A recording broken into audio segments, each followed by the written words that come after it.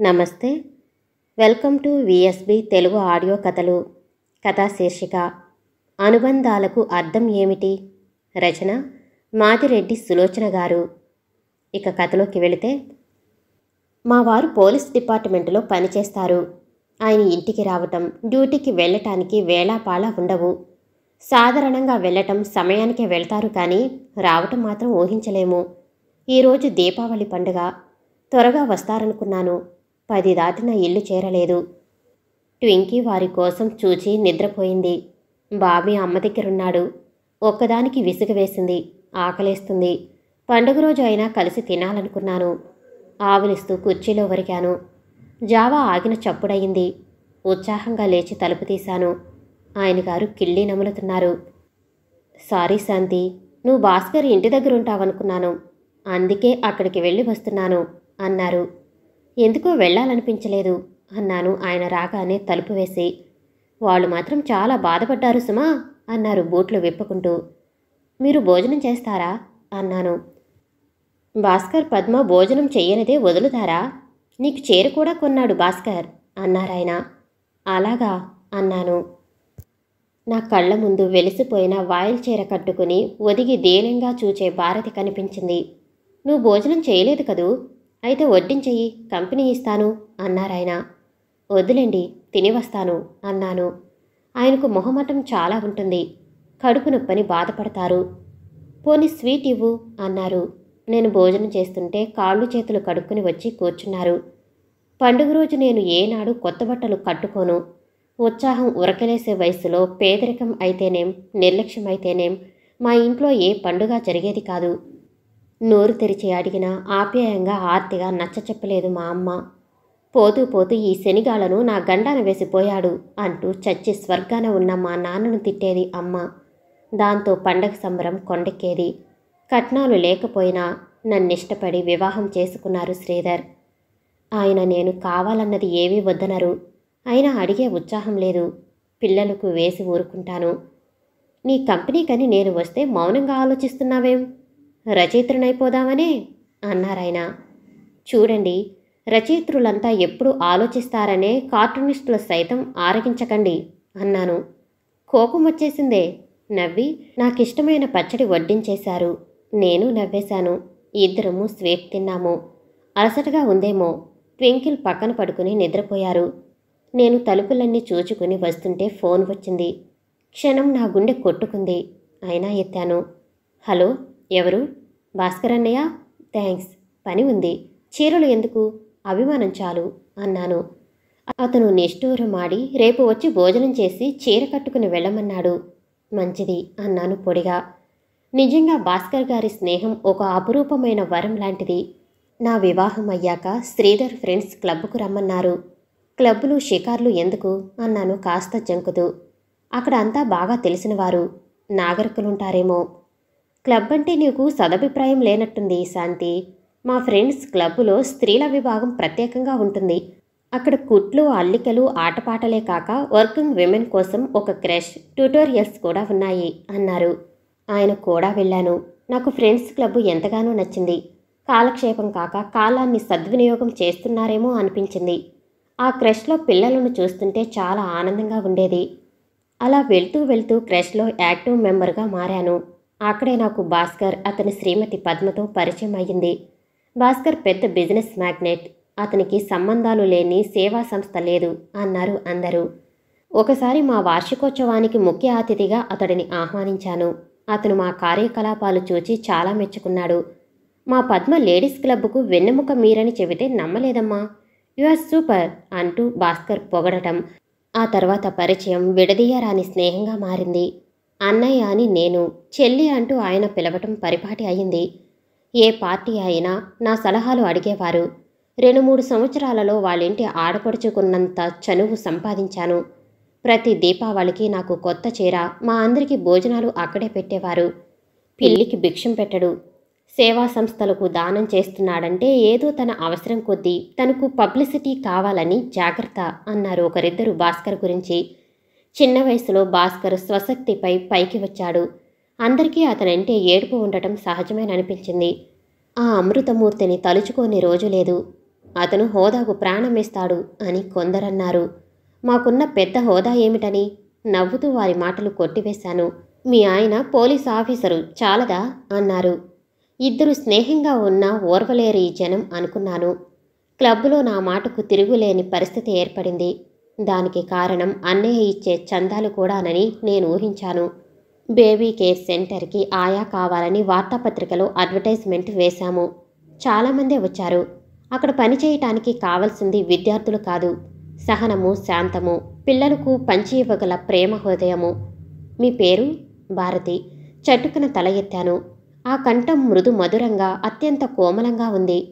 ఎవరై ఉంటారబ్బా? చిరుగులు పట్టిన పట్టుచీర భుజాల నిండుగా కప్పుకున్నది.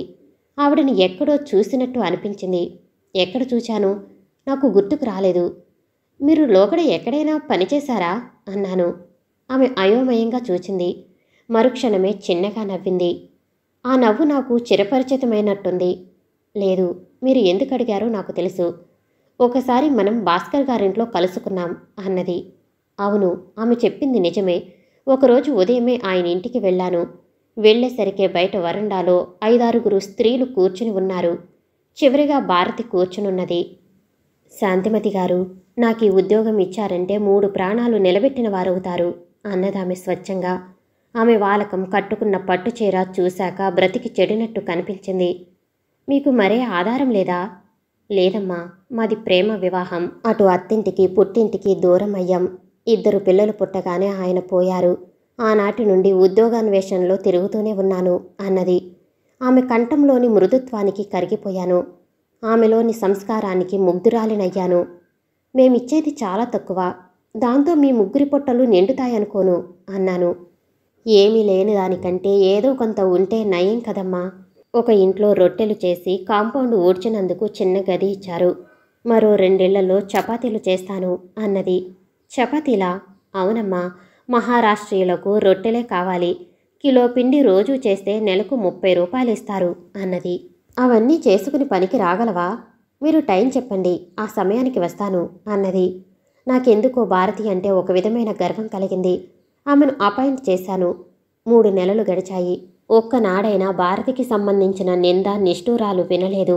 నేను ఆఫీసులో పనిచేస్తుంటే పిల్లలను లాలించే ఆ కంఠము వినిపించేది. అప్పుడప్పుడు లాలిపాటలు వినిపించేవి. భారతి మంచి పాటకత్తే అని అర్థమైంది. అదే పాత పట్టుచీరతో వచ్చేది. 3వ నెలలో 2 వాయిల్ చీరలు కట్టుకుంది. నమస్కారమండి. నమస్తే భారతి, బాగున్నావా? అంతే మా పరిచయం. ఒకరోజు నేను వచ్చేసరికి 2 మగపిల్లలు పిల్లలను ఆడిస్తున్నారు. ఒకడికి 6 ఏళ్ళు, మరొకడికి 8 ఏళ్ళు ఉండి ఉంటాయి.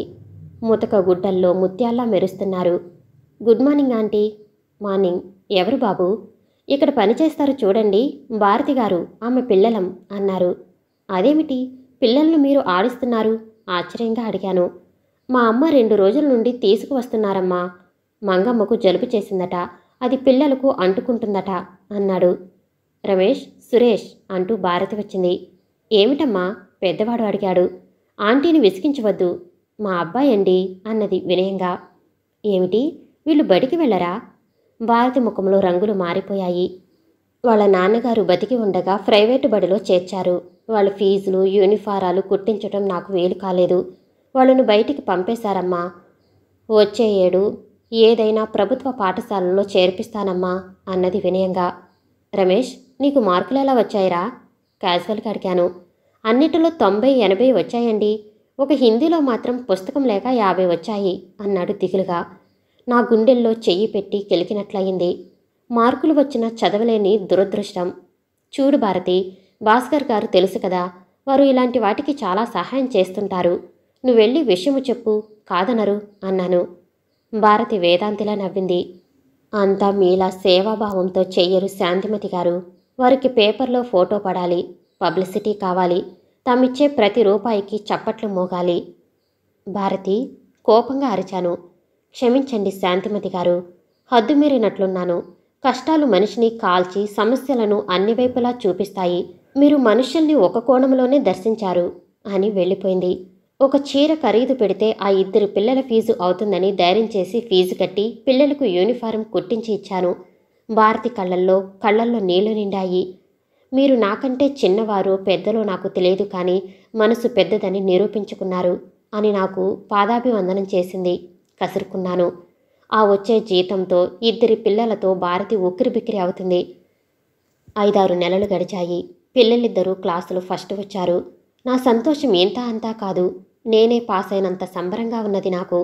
ఆ రోజు సెంటర్కి వెళ్ళినప్పుడు భారతి చిరుగులు పట్టిన పాత చీరలో కనిపించింది. భారతి, మంచివారు చెడ్డవారు వస్తారు సెంటర్కు. ఖరీదైన బట్టలు లేకపోయినా శుభ్రమైనవి కట్టుకోరాదు అన్నాను. నాకు బిడియంగానే ఉందండి. నాకున్నది 2 చీరలు. ఈరోజు బబ్లుకు విరేచనాలు అవుతున్నాయి. ఇందాక చీరంతా పాడు చేశాడు అన్నది లజ్జితురాలయ్యి. ఓ పర్వాలేదు అన్నాను. నేనే తొందరపడ్డానేమో. ఈ సింథటిక్స్ వచ్చాక అసలు చిరగనే చిరగవు బట్టలు. నా దగ్గరున్నాయి, కానీ భారతి ఏమనుకుంటుందో. ఆ రోజంతా చిరుగుల వాయిల్ చీర కట్టిన భారతే నా కళ్ళ ముందు కదిలింది. నేను ఇంటికి వచ్చేసరికి భారతి పిల్లలు, మా పిల్లలు ఆడుకుంటున్నారు. ఆంటీ, రోజు రావచ్చా ఆశగా అడిగారు. తప్పక బాబు అన్నాను. మా వారు ఏ అర్ధరాత్రికి వచ్చి ఉదయమే వెళ్ళిపోతారు. నాకు పిల్లలకు కాలక్షేపంగానే ఉన్నది. ఒకరోజు భాస్కర్ అన్నయ్య వచ్చాడు. పిల్లలు ఆడుకుంటున్నారు. ఆయన ముఖం గంభీరంగా మారిపోయింది.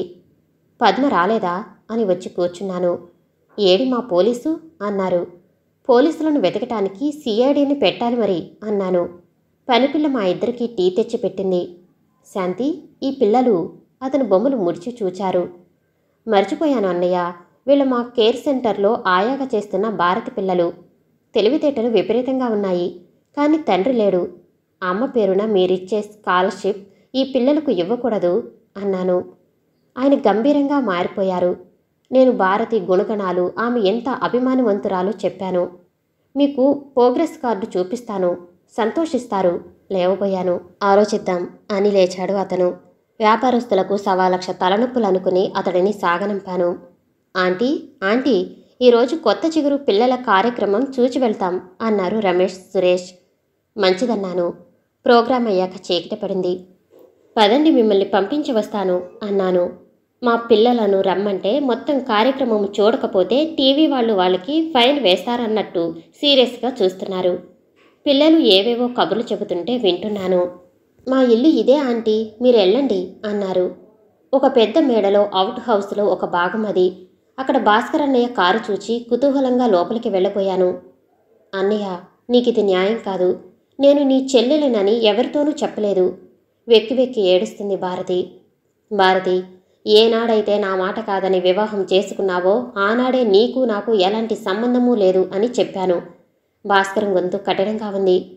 మీరు చెప్పారు, మళ్ళీ నేను వచ్చానా, అడిగానా? సగం ఆస్తి నాకు రాసివ్వాల్సింది నువ్వు అనుభవిస్తున్నావు.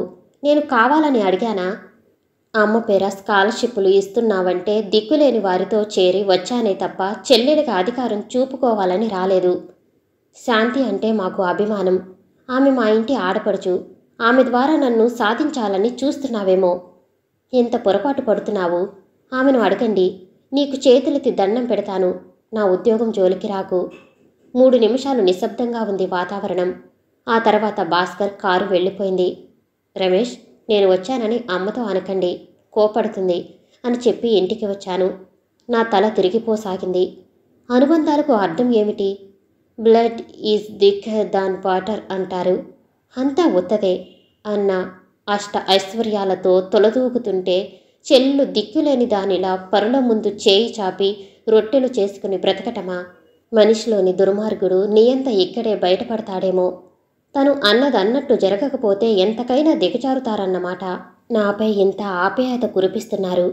రేపు నాకు అతనికి భేదాభిప్రాయాలు వస్తే నా పని అంతేనేమో.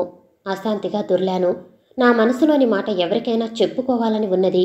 ఎవరితో చెప్పను, ఎక్కడ చెప్పను? వారం రోజులు మా వారు కంటికే కనిపించలేదు. శాంతి, ప్రతి విషయం అంత సీరియస్గా ఆలోచిస్తే ఎందుకు పనికిరావు. టేక్ ఇట్ ఈజీ అన్నారు. కానీ భాస్కర్ అన్నయ్య ప్రతి పని నాకు కృత్రిమంగా ఏహ్యంగా కనిపించింది. దానికి తగినట్లే రమేష్, సురేష్ కూడా రావటం తగ్గించేశారు. భారతి, పిల్లలు రావటం లేదేమిటి? చదువుకుంటున్నారు మేడం. ఒకసారి మీ ఇంటికి అలవాటైతే ఎప్పుడూ వస్తామంటారు అన్నది నవ్వలేక నవ్వుతూ.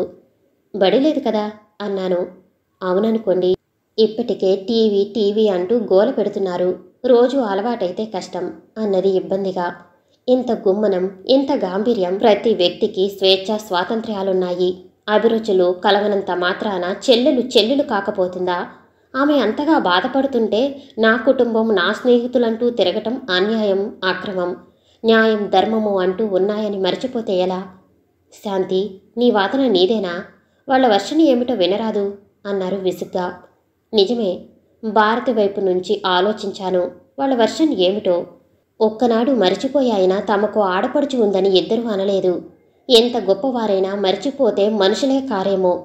ఈ విషయం ఎలా ఎత్తాలో అర్థం కాలేదు. అందుకే మా వారితో అన్నాను ఈ మాట. అబ్బబ్బా, ప్రతి వారి మంచి చెడులు మనకెందుకు? మనకు సంబంధించినంత వరకు సొంత అన్న కంటే ఎక్కువగా చూస్తున్నాడు. ఇంకేం కావాలి? అతని వ్యక్తిగత విషయాలు నీకెందుకు? ఈయన కసురుకున్నారు.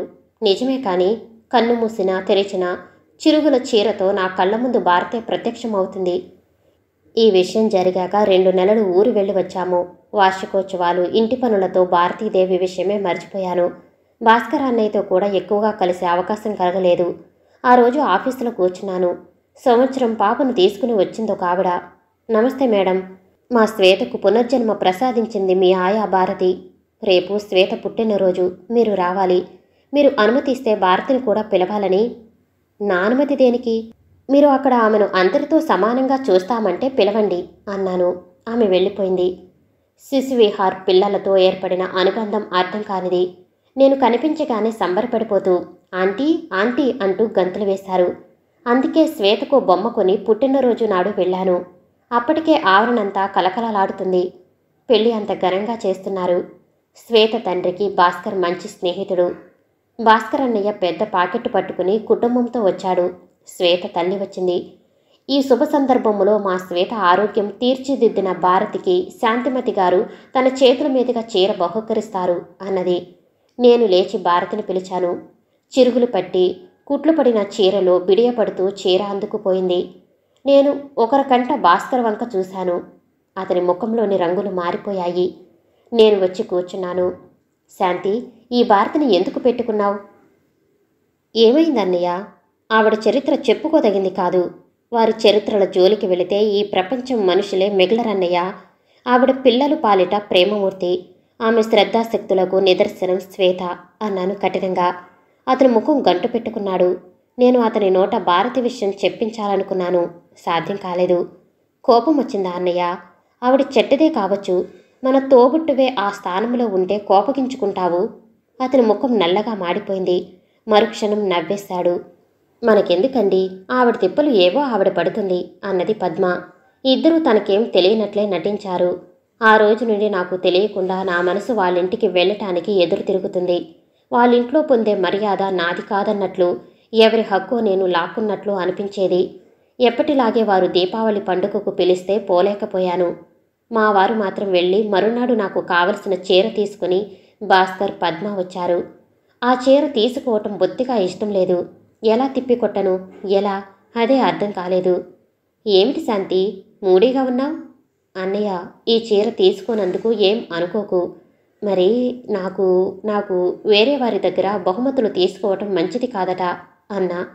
మై గాడ్, ఎవరు చెప్పారు? ఎవరైనా జ్యోతిష్యుడా? అమ్మయ్య, నువ్వే క్లూ ఇచ్చావనుకుని అతడే అని చెప్పాను.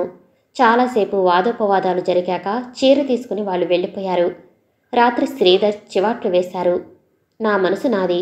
అతను సొంత చెల్లెళ్ళని వదిలి నాకు చేయటం నాకేదో ఎబ్బెట్టుగా ఉంది అన్నాను. నాకు బాధగానే ఉంది. స్నేహపాత్రుడు, మేమంటే ప్రేమున్నవాడు అలా దూరం కావటం. కానీ ఏం చేయను? నా ముఖంలో బాధ గమనించారేమో. శ్రీధర్ నా దగ్గరగా వచ్చారు. Don't be too sentimental. అనుబంధాలకు అర్థము చెప్పలేము అన్నారు. నిజంగా అంతేనా? రక్త సంబంధం అంటారే, దానికేం విలువలేదా? ఆలోచిస్తూ కూర్చుండిపోయాను. సమాప్తం.